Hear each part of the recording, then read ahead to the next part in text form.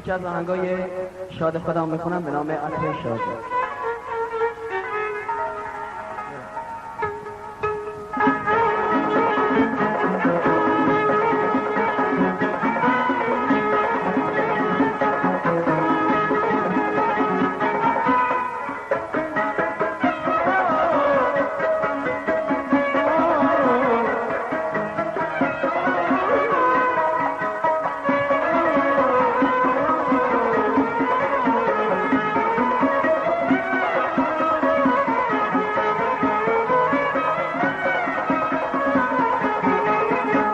وقتی دلم تنها میشه مثل دیوونه ها میشه، وقتی دلم تنها میشه مثل دیوونه ها میشه، یه نفس رسته ازت صدا بمونه، منو آتیش میزنه میگیره بونه، تو که نیستی ببینی تو باز چشما گلشته میشم زدی جمونه.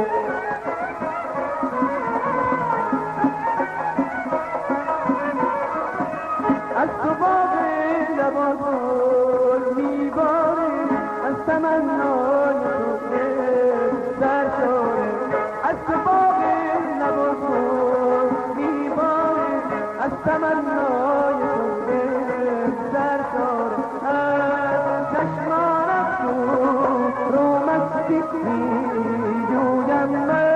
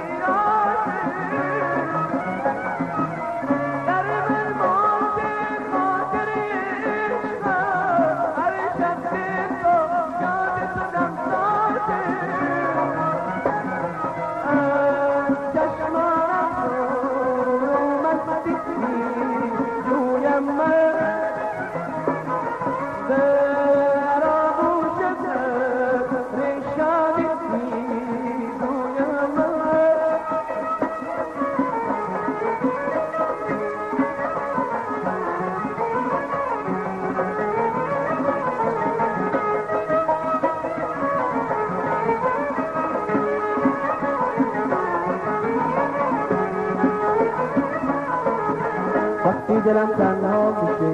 مثل دیوونه ها میشه، وقتی دلم تنها میشه مثل دیوونه ها میشه،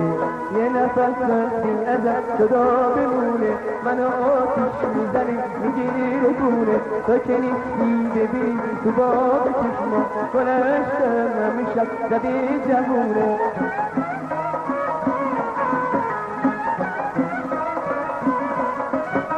از تو باغ لباسون میباره، از تمنای تو در شاره، از تو باغ لباسون میباره، از تمنای تو